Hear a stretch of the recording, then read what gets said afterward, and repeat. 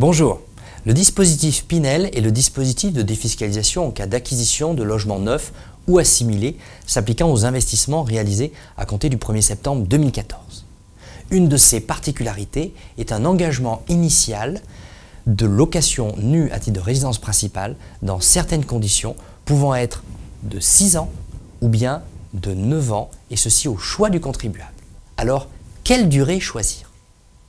En cas d'engagement initial de 6 ans, le taux de réduction pour la période est de 12%, 6 fois 2%. En cas d'engagement initial de 9 ans, le taux de réduction pour cette période de 9 ans est de 18%, c'est-à-dire 9 fois 2%. Néanmoins, au terme de l'engagement initial, le contribuable peut proroger pour 3 années supplémentaires son engagement et donc les réductions d'impôt. Si l'engagement initial était de 6 ans, on atteint alors une durée totale de 9 ans et 18% grâce à 3 années supplémentaires. Quelle que soit la durée initiale, l'engagement peut être porté à 12 ans au total, permettant 1% de réduction supplémentaire par année au-delà de la 9e, c'est-à-dire une réduction totale de 21%.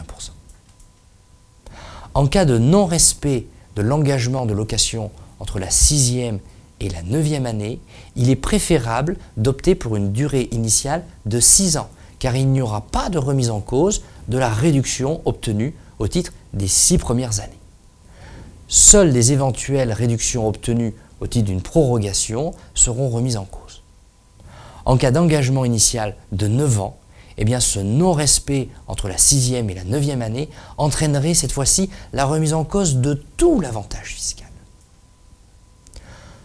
On peut avoir en revanche un intérêt à opter tout de suite pour 9 ans, car lorsque le contribuable proroge son engagement de location, il doit le faire lors de sa déclaration des revenus de l'année au cours de laquelle intervient le terme de l'engagement initial. Et il devra renouveler le formalisme de l'engagement initial avec notamment le formulaire spécifique numéro 2044 EB. Et en cas de seconde prorogation, ce sera la même chose. L'administration a précisé que la prorogation ne peut pas être exercée par anticipation ou de manière rétroactive.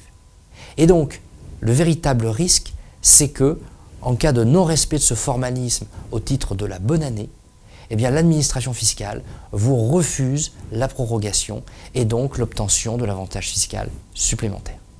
Donc, si on veut assurer un rendement de réduction maximum, qu'on craint de rater quelque chose dans le formalisme, il est préférable de prendre un engagement initial de 9 ans. Il est recommandé de vous adresser à votre conseiller si vous avez un doute sur l'option à retenir, afin qu'il vous conseille sur celle qui est la plus adaptée ou alors encore sur les modalités de cette déclaration. Merci de votre attention.